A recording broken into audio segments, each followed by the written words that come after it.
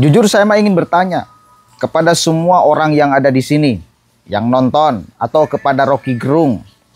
Siapa orang yang lebih pintar daripada Anda?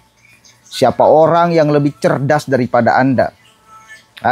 Kalau misal di Indonesia ini merasa semuanya di bawah Anda, berarti ada hal yang salah. Jangan seperti komentator bola. Dia merasa lebih jago daripada pemain sepak bola, ya. Tetapi kalau diturunkan dia di lapangan untuk main bola, ternyata tidak bisa juga. Nah, jangan sampai merasa bahwa di republik ini hanya Anda yang punya kepintaran, yang punya kecerdasan. Dan lagian, apa yang Anda komentari, ya katakan pendidikan di barak, ya, sembari Anda tidak menawarkan solusi atas problem siswa itu. Apa coba? Kan gak ada. Kita cuma menjumpai daripada Pak Rocky itu kritikan, bukan solusi dari problem. Ya, hanya mengatakan itu gagal aja di dalam pendidikan. Iya, kalau metode pendidikan sekarang gagal di dalam membentuk anak, ya, membuat bertengkar pikiran anak, sehingga karena tidak terwadahi akhirnya berujung di jalan, berujung tawuran, berujung bergerombol. Lalu metode apa ya yang akan Anda tawarkan di dalam menyelesaikan kemampuan imajinasi anak? Apa coba? Selain daripada barak militer, apa? Kan nggak ada, Pak. Sukanya cuma mengkritik, menghujat, mencaci maki, mentolol-tololkan, mendungu-dungukan, membuat rendah pikiran orang lain yang mencoba menyelesaikan problem. Kan itu aja yang kemudian kita jumpai. Bahwa kemudian semua anak lagi berkembang, bertumbuh. Wajar bila ada pertengkaran intelektual. Wajar bila nakal. Iya, nakal kalau di dalam pikiran. Pertengkarannya intelektual. Tapi kalau sudah di jalanan, kalau sudah membunuh orang, kalau sudah membacok orang, apa solusi yang akan Anda tawarkan? Apakah itu bentuk kejenuhan karena di ruang kelas tidak ditampung pikirannya? Tidak ada proses dialektika antara murid dengan gurunya, sehingga pergi ke jalanan menumpahkan kekecewaan itu, berbuah menjadi tawuran, berbuah menjadi pembunuhan, berbuah menjadi bacok-bacokan. Apakah benar itu ekspresi pikiran karena tidak tersalurkan? Atau ada problem lain? Begitu loh. Coba kita dengarkan nih kehebatan Bapak Rocky Gerung di dalam melihat pendidikan di barak. Tadi Anda menyinggung soal anak-anak yang dididik di barak. Ini maksudnya program yang dilakukan oleh Gubernur Jawa Barat Deddy Mulyadi ya, yang ini pro kontra memang, dan Anda termasuk yang tidak setuju. Apa argumen Anda? Karena banyak loh yang sepakat. Jadi dalam konteks hari-hari ini ketika anak-anak nakal itu hendak dididik di barak, orang mulai melihat ketidakmampuan berpikir dari para pemimpin yang punya usul agak konyol itu. Kan tetap kita paham bahwa beroperasinya pikiran kritis itu hanya mungkin berlangsung kalau ada dialektika diajarkan dalam kurikulum dasar. Jadi anak didik itu harus dari awal dinyatakan sebagai teman berpikir oleh gurunya, sehingga sang anak juga menganggap gurunya teman berpikir tuh. Kalau pertemanan dalam berpikir ini menjadi value, menjadi filosofi dari pendidikan dasar, maka si anak itu akan dianggap kurang ajar kalau dia membantah guru. Justru dianggap dia bermutu karena dia berupaya untuk mendialektisir pikiran gurunya tuh. Demikian sebaliknya, kalau ternyata anak itu terlihat hiperaktif, itu artinya mesti dibaca bahwa dia menginginkan perhatian berlebih. Karena kita mesti anggap bahwa dia sedang melatih otaknya tuh. Nah, otak yang sedang dilatih itu jangan dibawa ke barak kan. Itu konyolnya di situ selalu tuh. Otak kita itu memang harus bertemu dengan problem. Supaya otak kita secara fisiologi itu memproduksi enzim-enzim, otot-otot otak, kecepatan berpikir, amigdalnya itu selalu tersedia, percikan listriknya itu bagus. Ini yang kita sebut sebagai upaya untuk membackup anak itu supaya mampu mengembangkan daya pikirnya sendiri. Jadi kalau dimasukin di barak itu dia mau bersaing dengan siapa nanti? Sementara anak-anak di Vietnam, anak-anak di Thailand, di Amerika, di Eropa segala macam dididik di dalam konstruksi yang berbeda. Jadi begitu anak keluar dari barak, dia mungkin tubuhnya jadi sangat bagus, tegap, wataknya patuh, tetapi otaknya tidak berkembang karena tidak dilatih untuk punya kuriositas. Jadi konyol kalau beberapa dukungan untuk membawa anak didik ke barak itu masih diucapkan hari-hari ini. Dan kita tahu bahwa justru kalangan militer merasa bahwa itu bukan urusan kami. Kalau anaknya nakal ya itu urusan orang tua. Kalau anaknya nakal itu artinya sekolahnya gagal. Kalau gagal mengajarkan disiplin diri.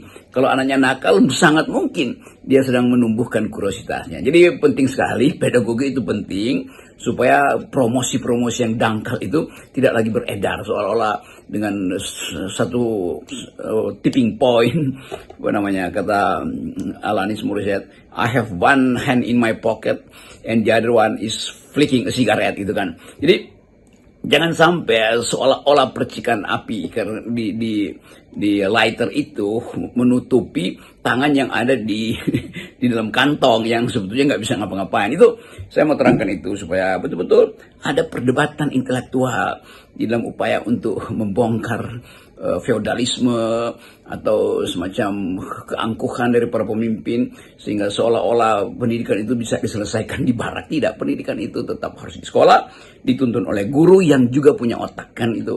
Oke, ketangkap ya. Intinya Rocky ingin mengatakan, nih orang ini sedang tumbuh, diwadahi dong. Kalau ada yang nakal berarti salah pendidikannya, salah metodenya. Iya, Anda orang yang paling pintar sedunia, solusinya apa? Pengen menawarkan apa? Coba disodorkan dong. Apa? Ini bentuk ketidakmampuan pemerintah, ketidakmampuan pemimpin di dalam menghadirkan pendidikan yang mampu membuat pikiran anak terwadahi, imajinasi anak terwadahi, intelektual anak terwadahi. Iya, kalau Anda yang mampu nih, pemerintah tidak mampu, pemimpin tidak mampu, di semua tingkatannya, mau kabupaten, mau provinsi, bahkan mungkin presiden, dia tidak mampu nih di dalam menciptakan metode pendidikan yang itu mampu mewadahi seluruh atau mengelola seluruh pikiran anak-anak siswa yang sedang kembang, bertumbuh. Semua tidak mampu. Anda orang yang mampu sendiri, coba kasih dong solusinya. Anda orang yang paling pinter, coba kasih dong solusinya. Apa? Apa Pak Rocky? Kita nunggu loh. Kasihkan metode itu kepada Bapak Deddy Mulyadi atau yang lainnya. Suruh metode yang Anda ciptakan, hasil riset analisis Anda diterapkan di ruang pendidikan sehingga bisa menciptakan anak yang bertengkar itu ya bertengkar di ranah intelektual, tidak menjadi berbuah tawuran, tidak menjadi berbuah pembunuh-bunuhan. Apa coba? Kalau hanya ngomong kayak gitu, semua orang juga mampu, Pak.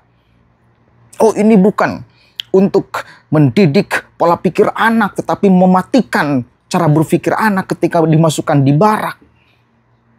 Yang dibutuhkan anak itu adalah ruang pendidikan yang di sana ada pertengkaran intelektual. Iya, yang gimana coba? Kalau kemudian sistem ini salah, solusi Anda apa? Dan lagian di barak itu nggak selamanya, Pak. Kalau dianggap itu bukan metode untuk mendidik, membuat bertengkar pikiran siswa-siswi, itu juga tidak selamanya. Cuma 2 minggu. Ya, mendisiplinkan tubuhnya, perilakunya. Dan itu salah satu problem siswa-siswi hari ini. Ya. Karena di jalanan ketika bergerombol, membuat geng-gengan, tawur-tawuran, kalaupun itu dianggap sebagai ekspresi pikiran karena tidak tertampung, tidak tersalurkan, lalu berbuah seperti itu apa iya?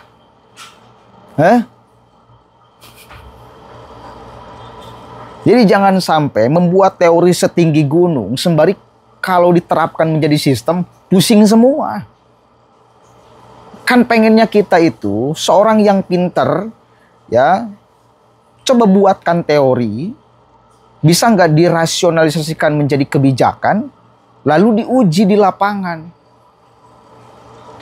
Kan itu Pak, lalu diuji teori itu, dijadikan sistem, diuji di lapangan, berhasil apa tidak merubah anak.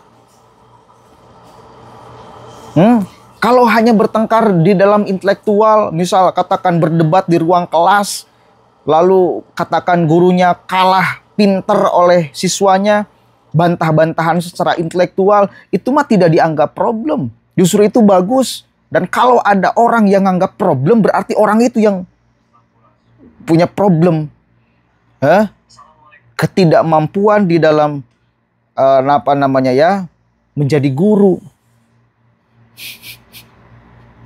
Kan ini bukan itu Pak. Problemnya bukan masalah intelektual, masalah sikap, masalah perilaku yang sudah merugikan orang, yang sudah meresahkan orang. Apakah itu ekspresi pikiran atau apa? Ini kombinasinya cukup luas saya kira. Kenapa anak-anak menjadi berani seperti itu? Yang pertama boleh jadi gara-gara gadget. Anak-anak siswa kita itu setiap hari, setiap menit, bahkan setiap jam disuguhi sugesti untuk berbuat nakal. Apa yang mensuguhi ini? Di media sosial setiap hari mengkonsumsi sugesti-sugesti kenakalan. Imajinasi-imajinasi kenakalan.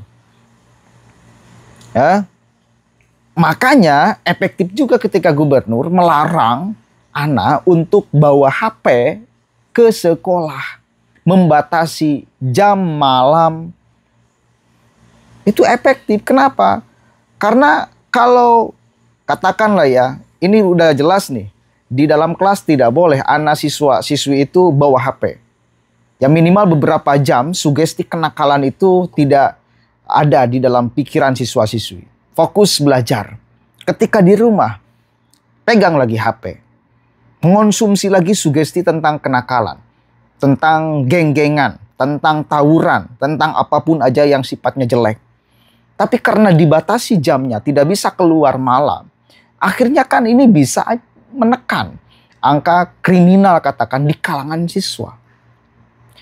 Jadi metode demi metode, ikhtiar demi ikhtiar, untuk membuat siswa-siswi ini berada pada rel yang benar, itu sudah ditempuh secara benar oleh gubernur.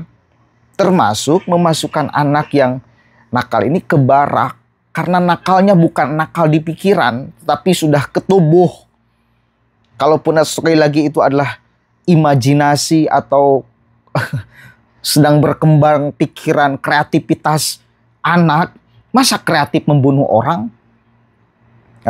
Membacok orang masa bagian daripada kreatif? Kan itu. Maka yang harus didisiplinkan itu adalah tubuhnya. Otaknya memang nggak bisa didisiplinkan. Seandainya di dalam barak militer, otaknya tetap berkembang tumbuh, belajar kok.